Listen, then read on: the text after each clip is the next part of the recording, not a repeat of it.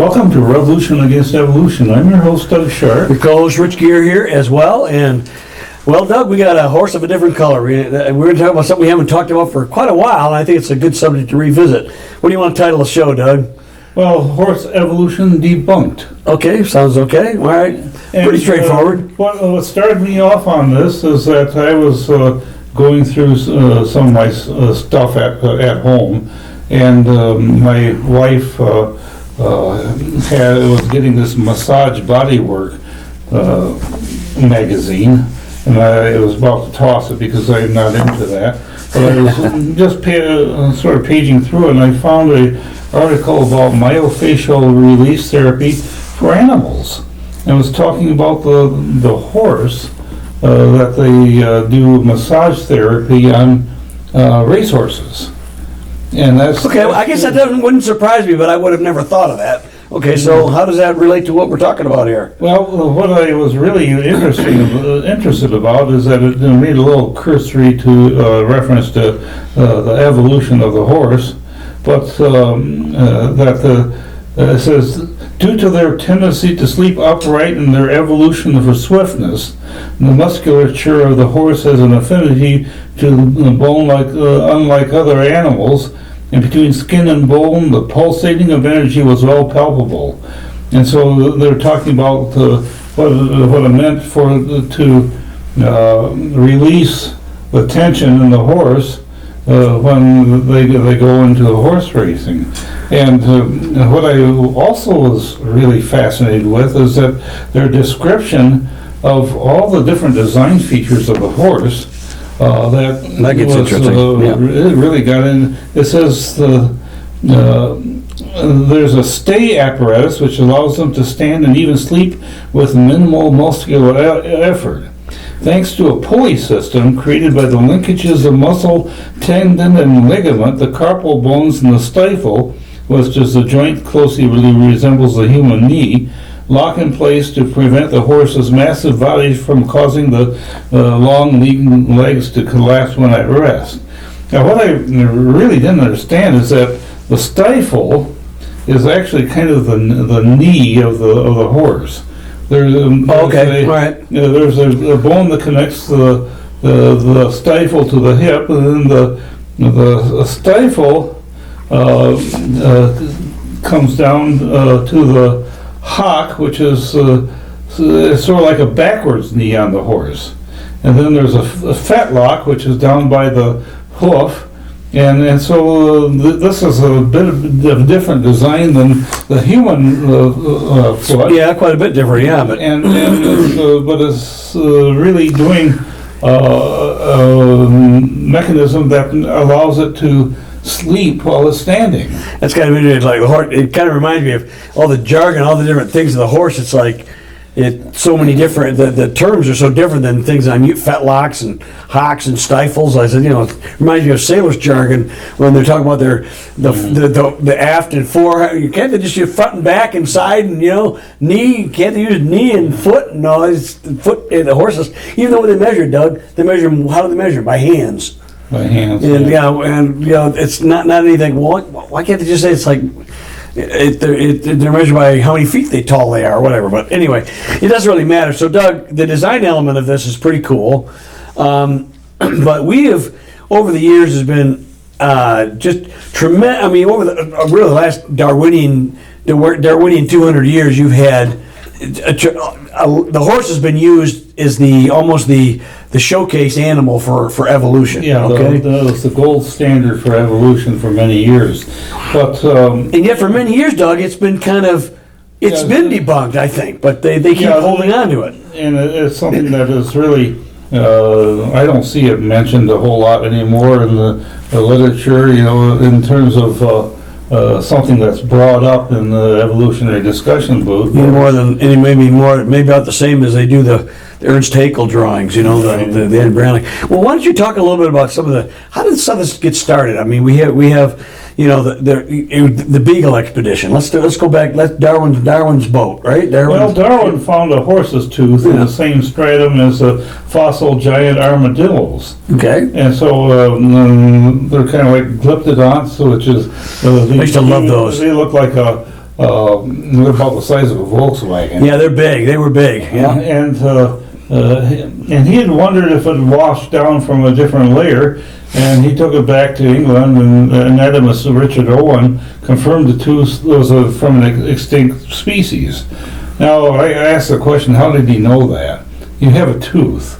Well, yeah, and Richard Owen said it was of an extinct species? Yeah, that's what he said. Well, I think they inferred it because it's found with armadillos, and that's what happens when you're doing paleontology, is that you find these extinct species that you know represent your baby of a stratum, right? And that stratum is assigned a certain set of millions of years. Interestingly enough, though, Owen was actually a creationist, as I understand it. But still, even creationists, even people who believe in a biblical standard, get caught up. We have to use some of the same terms just so people can understand what we're talking about. We say, we take a Cretaceous or Jurassic. Everyone knows about Jurassic because of the movies, but we don't believe that those real periods really existed. Right. So maybe there's some of that, but still, you get caught up in the idea that, well, if it's that creature, the Glyptodont, the extinct armadillo, well, that means this tooth must be of an extinct species as well. That's right. So you get caught up in that. So that I understand that. I'm not really that irritated with that. But then what's happened is I grew up on this series, Doug, and I remember the Dawn Horse. Eohippus, man. I remember that was the guy, that was the animal, and it was Deohippus, and then it was Mesohippus and Merychippus and Pliohippus and Equus, which is our modern horse, basically. Okay, and boy, that was very convincing. You saw the little horse, the little medium, and then they also showed the amounts of toes were different. Mm-hmm. And the Eohippus had like 4 toes or something like that, or 4 or 5. I can't remember. I mean, it's been a long time, but they had a lot. They had several, and of course, Equus. The modern horse has basically one major hoof. Mm-hmm. So what's wrong with some of that? See, and also the ribs, the rib thing was up and down, but it's not quite the way it was presented when I was growing up. Right, it wasn't. It's a superficial sequence, and you don't find these fossils in the same place in a sequence going from simpler to more complex. Yeah, the Eohippus is not down here, and the Mesohippus is here, and the Merychippus, and the Equus. You find them all over, scattered all over the place. Then sometimes they'll try to sandwich them together to make them fit their schema. And that's part of the problem, is that when you take a look at the layers of rock, which represent in the minds of evolution millions of years, and they have this particular sequence. Sure. It's a self-fulfilling prophecy that's based upon the assumptions that you're trying to prove. Yep. And so it's a circular reasoning type of argument that you have trying to bring about the appearance of evolution. So, Doug, one of the things I'm interested in, we'll get into the sequencing a little bit, but I think I want to talk a little bit, if it's okay. I don't want to get ahead of where you want to go, but I love the idea of epigenetics, and I love the idea that, and creationists are very much on board with epigenetics. And tell us a little bit, Doug, what that really is, and what is the difference between epigenetics, in other words, why creationists would be on board that, and what evolutionists have traditionally said happens in evolution. Well, what evolutionists believe is that you have a series of mutations that take place that cause these different morphological changes in the creature. And the environment can trigger some of those but they're saying but the difference is they want is it triggering something that's already there, or is it creating something new? Well, that's where you're sort of mistaking epigenetics from. I'm not mistaking it, because that's what I'm saying. Because that's when I first got into it, it's what it's kind of sounded like, and I go, it's different. That's what I want you to get into. The mutations are a change in the letter sequence, or the nucleotides in the DNA, where you have some sort of mechanism that causes two different, there's, if we have two adjacent thymine nucleotides, an ultraviolet light will cause them to bind together. And that causes a chink in the DNA. Yep. And there's a mechanism within the cell that will recognize that and excise those two thymines out and replace them with new thymines. But there's also a backup mechanism that if for some reason that particular biochemical pathway doesn't have the raw materials to do it, there's a secondary mechanism that takes over, and it's in the secondary mechanism that you may have a thymine substituted with another nucleotide. That can work, yeah. And this repair mechanism that's within in the body that repairs these mistakes is pervasive, and it happens millions of times a second in your body. You have the things continuously being repaired. Basically, I think there's a overall intelligence designed into it that causes these... The programming language was already there. In other words, and we've known, Doug, for instance, there's some bad things in the environment. Okay, carcinogens from smoking cigarettes can trigger cancer, could cause cells to become cancerous. Right. That's a bad thing, okay? There's some people that no matter how much they smoke, they'll never get a cancer or a lung disease or an emphysema or something, but they're very rare. Most time something get triggered on, or can trigger cells or not mutations, but the genetic information is already there. Like you said, the backup system. That's different than creating something new or something entirely brand new to create, let's say, a new organism.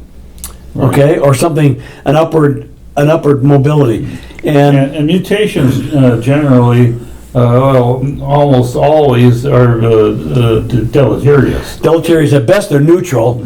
And even the few positive mutations, we've talked about them, Doug, sickle cell anemia, and most people would not consider that really beneficial, except the people who get it don't get malaria as easily, okay? Or people who, the mutation that causes fish to lose their eyes, the blind fish. Well, it's a little bit like this. If you have a mutation, it's sort of like if you take your lock that's on your door and you fill that lock with some molten lead or something. And so the lock doesn't work, and you can always open up and close it. That makes a nice change that's convenient for certain things to get in and out, or it causes something not to work. It makes it more difficult for, let's say, a burglar to get in, Right. but then you can't get in. Right, that's the trouble. But this is mutations is different from epigenetics. Yes. Epigenetics is a design feature that is and epi means peripheral type of thing. It means that you have these side chains on the genome that causes it to turn on or turn off features based upon environmental factors. And that's what you see happening with the things that is mistaken for evolution. Much different than natural selection producing new information. It's a design feature that God put into all of his creatures that, and an example of epigenetics is that if you spend a great deal of time living in Quito, Ecuador, well, that's at a pretty high elevation, and it's when you get there, you're not used to the thin air, but eventually you get used to it because the epigenetics starts to trigger these little changes in your body, and so if the people who have lived there all their life have this built-in immunity to the altitude sickness, whereas those who just arrive, well, they have to adjust, and the adjustment is something that actually happens fairly quickly. It's funny, when I was down in Jamaica, Doug, the same thing. I don't know if it's the same thing, but it reminds me of basically trying to drink the water down there. If you try to drink the regular water down there, and you know, they used to call it Montezuma's Revenge. Yeah. The guy said something that was very unique. Is pretty much this almost happens everywhere you go. If you go to someplace like here in Michigan, try to drink the water in Texas, the regular water, you'll get Montezuma's Revenge, or quite you could get it there. Or if you go out to Seattle, Washington, or they go to Michigan. It's not just Mexico, not just Jamaica. It's not because the third world water is worse than our water. It's just that there's certain things in the waters that that your body has not turned those things to get to adapt to the environment that you're in. But Doug, let's get back to the horses for a second, okay? So okay, because that kind of explains a little bit of stuff. Environment can trigger things. But what about the sequence of horses, Doug? Remember, we've talked about the Epigenetics before. They used to think it was a Hyracotherium. Isn't that what another name for it? Yeah, that was the original name for it. And now they've gone back to it. And that's because this Epigenetics nonsense, there's too many morphological problems with that creature to really identify it as a pre-horse. Is it really? Is it? Okay. So you can correct me, because I mean, over the years I've heard it was basically a rock badger or a hyrax. Hyrax, yes. Yeah. Is that what they think it probably is now, or close to that? It's something that close okay. to that. And so that causes it to really be taken out of the bottom end of it. All right. And so then you have the Mesohippus and the Merychippus and Pliohippus, which are really creatures that are similar to the horse, but you can't really fault God for taking the same subroutines of his computer program and reusing it elsewhere. I think the variety is great myself, but different creatures that he and who cares if there's a descent or not. It could be a descent, that there is a lot of different variability within the different kinds. Yeah, Doug, look at okay. One of the big things when I was growing up again was, of course, you had the dawn horse, which now has been kind of really removed. But you had the size increase. Mm-hmm. But you got little horses and giant horses. You got Clydesdales and little Shetland ponies, and then you got little mini horses. They're Lilliputian horses. I mean, they're little. They're like about the size of a dog, you know. You know, if you could find them in the middle of the fossil record, they go, oh, there's the evolutionary link to the big horse. I mean, I could see them doing this. This is the danger, Doug, I think, with trying to just do gross morphological things that we've laughed over the years. When you used to, I still remember when you came up with it, Doug. It made me laugh. Still makes me laugh when you put the evolution of the spoon to the fork, and you put a spork in the middle of it. You know, and so you just look. You can place things next to each other and make anything fit if you want to. It just does, because we don't have from fossils genetic records. We don't have flesh. We don't really. In fact, some of these bones, if you didn't know what they were, I'd say, how did they reconstruct them this way as opposed to this way? And of course, many times they did get them wrong. But what are some of the other? What about some of them, they go from 3 toes to 2 toes, but it seems to me in the fossil record there are areas, and again, correct me if I'm mistaken, because my memory might be fugitive. I've been getting over a bug this week, but it's been quite a few years since I read some of this stuff. But they're even in different rock strata, Doug, where they go up and down as far as the number of toes, and the one has more and less, and they're not really in the nice progressive order that they used to tell me that they were in. Right, and I think Dwayne Gish years ago documented that in his book, The Challenge of the Fossil Record. Yep. That you can find these same creatures in the reverse order based upon where they find them in the fossil record. And so to actually when you dig these things up, they're usually on the surface. Yeah. You don't drill a big hole down the rock strata to find it unless you have some sort of cliff where you can see it like that, but then have to dig it out of the side of the rock. And, and so you're not digging way down deep into it. And it's possible that it could have been buried right there on the side of the rock as part of the rock strata. Sure. So So it's a good question. Is this the sequence that is presented by evolution really something that means anything? So the wide variety of horses we would submit really substantiates the creationist account better than the evolutionist one. Similar design does not indicate similar ancestry. Right. And the cow and the horse share some features, but it's the same God who is the programmer of the genetic information, reusing the same code for these various species. And we said that. That over the years, even things that are very different as far as we even in modern day would recognize, there are certain things in environments that every creature needs to have. We breathe the same air, we drink the same kind of water. Same kinds of foods, whether it be plant or sometimes if we're flesh eaters. But we break down chemically processed. There's a lot of things that have to be similar just out of the gate for this world that God has created, we believe, okay? But then within that, there's all kinds of variety within that, but they don't necessarily create a link from one thing to another. I've always been fascinated, Doug, this is a little bit far afield, but why on one hand, the evolutionists will talk about how close the chimpanzee is to modern human beings, and then they'll tell you on the other hand how far away Neanderthal is from Homo sapien. Right. They're talking out of both sides of your mouth. You can't have it both ways. Well, maybe you can because you are the dominant paradigm, but we think that you get away with murder because of all kinds of weird stuff like that.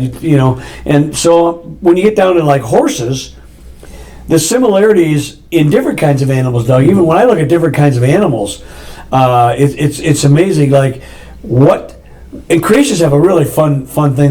They call it baromenology. Right. And I love that thing of trying to figure out, and we'll never probably figure out the prototype archetype. But the idea that there was maybe two dog kinds or two horse kinds that could create all the different speciation of the horse kind, of the dog kinds. We know there are clear lines of demarcation. Dogs cannot breed with a horse, and it never happens, even though they're both mammals. We know there's certain similarities, but there are these wonderful breaks that happen. But within those breaks, there's this wonderful branching out, all these speciation, and it happens fairly quickly. And horses, to me, are like no difference. I would not be surprised, Doug, what they call Mesohippus or Pliohippus could have been like some kind of an extinct horse, or maybe it's a modern horse. It's got some different physiological things about it. I think the number of toes or something on it might be slightly different, but it might be a completely separate kind of an animal. I don't know, Doug. It's just we don't have enough of that. But it's to me a wonderful thing to find out when they crossbreed certain animals you would never think could be crossbred, like a goat and a sheep. And what I find also interesting is that evolutionists believe that the elimination of a creature by death is somehow a creative process. Yeah, that never ceases to amaze me. Yes. That helps the survival of a species more fit for an environment. And so that assumes that this whole big plethora of features that they're selecting from, if you eliminate these other features, that means that those features weren't really as good as what they should have been. But the evolutionists really don't explain how that works. How it's actually good for the environment to follow species, and so. I did want to talk a little bit about horse anatomy. Yeah, we have a whole litany here. You got to listen down here, Doug. And I remember in my Dr. Hale book, it talked about the pole evil. The pole evil is a disease of the pole, and that's actually on the top of the head. And of a horse, you mean? Of the horse, yeah. And I thought first they had a boll weevil, and I went, "What the heck? What's it?" Okay, all right. And you have the forehead, the muzzle, the chin groove, the throat latch, elbow, the forearm, the knee, the cannon, the pastern, the ergot, the heel, the chestnut, the barrel, the stifle, the coronet, and the hoof, the pastern, the fetlock, the cannon, the hock, the gaskin, the tail, the dock, and the point of the hip, the croup, the flank, the loin, and the back, and the withers, and the shoulder, and the crest, back to the pole. And so it's going around the horse like that. But those are the features of the horse. And none of those really are things that, well, some of those, there's equivalents of them in human beings and some other creatures. Yeah. But it seems like the whole horse needs all these different features in order to be a horse and to be designed to do what he does when he's running down the track, you know. And so I think that what we have also is that there's a devolution.